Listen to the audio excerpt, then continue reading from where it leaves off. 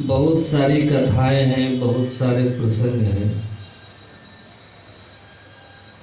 जिसे सत्संग की महिमा जाहिर होती है, मालूम पड़ती है। सत्संग की महिमा के संबंध में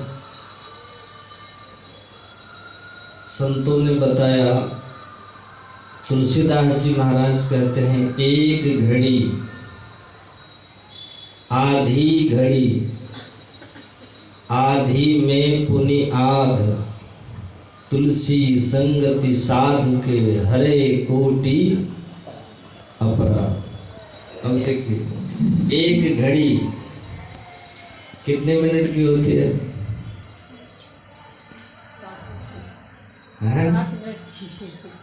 एक घड़ी बराबर 24 मिनट की होती है। 24 मिनटों की एक घड़ी होती है। तो तुलसीदास जी महाराज कहते हैं 24 मिनटों तक मन से, वचन से, कर्म से आप सत्संग कीजिए। अगर समय का बड़ा अभाव है, बड़ी दिक्कत है, तो कहते हैं आधी घड़ी। तो आधी घड़ी बराबर की कितने मिनट की हो गई? 12 मिनट। 12 मिनटों की आधी घड़ी। उसमें भी अगर आपको दिक्कत है तो कहते हैं आधी में पुनि आध। तो कितने मिनट हो गया? कितना समय? 6 मिनट भी अगर आप सत्संग कर लीजिए तो करोड़ों अपराध का शमन हो जाता है, अंत हो जाता है। समय के मुताबिक सत्संग की महिमा। तुलसीदास जी महाराज को भगवान श्री राम का दर्शन हुआ था, सगुन दर्शन। कहाँ पर दर्शन हुआ था? आप लोग को मालूम होगा, बहुत लोग जानते हैं इस बात को। चित्रकूट के घाट पर भई संतन की भीड़, तुलसीदास चंदन घिसे तिलक करे रघुवीर। वहाँ भगवान का दर्शन हुआ। फिर तुलसीदास जी महाराज को साधना के माध्यम से, भक्ति के माध्यम से, ध्यान के माध्यम से राम का निर्गुण निराकार रूप का भी दर्शन अपने अंदर में उनको हुआ। तुलसीदास जी महाराज को काशी में भगवान शिव के भी दर्शन प्राप्त हुए। तुलसीदास जी महाराज को हनुमान जी का भी दर्शन प्राप्त हुआ। कितने बड़े पुरुष थे, सोचिए। और भगवान ने उनको वरदान लेने का वचन दिया कि तुलसी जी आप कुछ मांगिए। तो भगवान के समक्ष तुलसीदास जी महाराज ने क्या मांगा? भगवान से उन्होंने क्या मांगा? कहते हैं कि हे प्रभु, अगर आप प्रसन्न हैं तो हमको सत्संग दीजिए। क्यों? तो कहते हैं निज अंग। निज मतलब आपका निज अंग है सत्संग। अब सुनिए क्या चीज है सत्संग।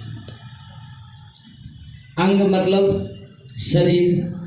यह जो सत्संग का प्रारूप यहाँ पर बना है, सत्संग का जो स्वरूप तैयार हुआ है, यह क्या है? यह भगवान का निज अंग है। कहते ही सत्संग निज अंग श्रीरंग। हे लक्ष्मीपति, ये आपका निज अंग है। और इससे लाभ क्या होगा? इससे लाभ क्या होगा? सत्संग का अंतिम रिजल्ट, अंतिम फल परिणाम क्या होता है? तुलसीदास जी महाराज अपने मुखारविंद से ही कहते हैं कि भव भंग, जो मन से, वचन से, कर्म से सत्संग को अपना लिया, पकड़ लिया, भगवान के अंग को पकड़ लिया, और तब उसको क्या फायदा होगा? तो कहते हैं भव भंग, मतलब क्या हुआ, संसार में जो जन्म और मरण का दुख जीव के साथ लगा है इसका अंत हो जाता है। इसलिए कहा भव भंग।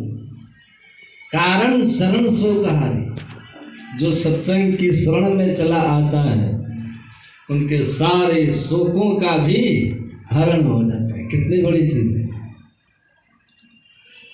भगवान शंकर का नाम जानते हैं कि नहीं? महायोगेश्वर, बड़े ज्ञानी, बड़े ध्यानी, और उनकी वाणी में आप लोग श्रवण किए होंगे। सत्संग की महिमा के संबंध में भगवान शिव क्या करते हैं, और अपनी अर्धांगिनी पार्वती जी से कहते हैं गिरिजा संत समागम सम, संत समागम सम न लाभ कछु आंग। भगवान अपने अनुभव वाणी में कह रहे हैं, उनका अनुभव पूर्ण वचन है, अमोघ वाणी है, उनकी वाणी कभी मिथ्या नहीं हो सकती, यह विश्वास करना है। और अपनी अर्धांगिनी को कह रहे हैं कि हे गिरिजे, सत्संग की बराबरी का संसार में दूसरा कोई लाभ की चीज नहीं, कुछ नहीं।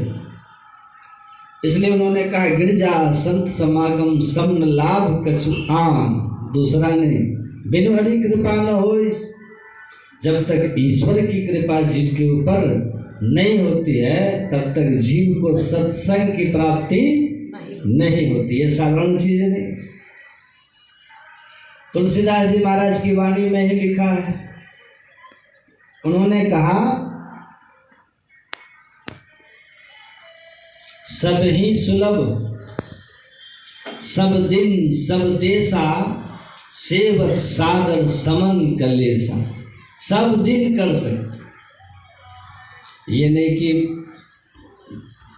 होली का दिन है सत्संग नहीं होगा, सुबह नहीं, सब दिन सब देश सब जगह देखिए यहाँ सत्संग हो रहा है। हर जगह स्मशान घाट में भी आप सत्संग कर सकते हैं। सब दिन सब देशा, सेवत सादर शर्त है इसमें क्या, अगर आदर पूर्ण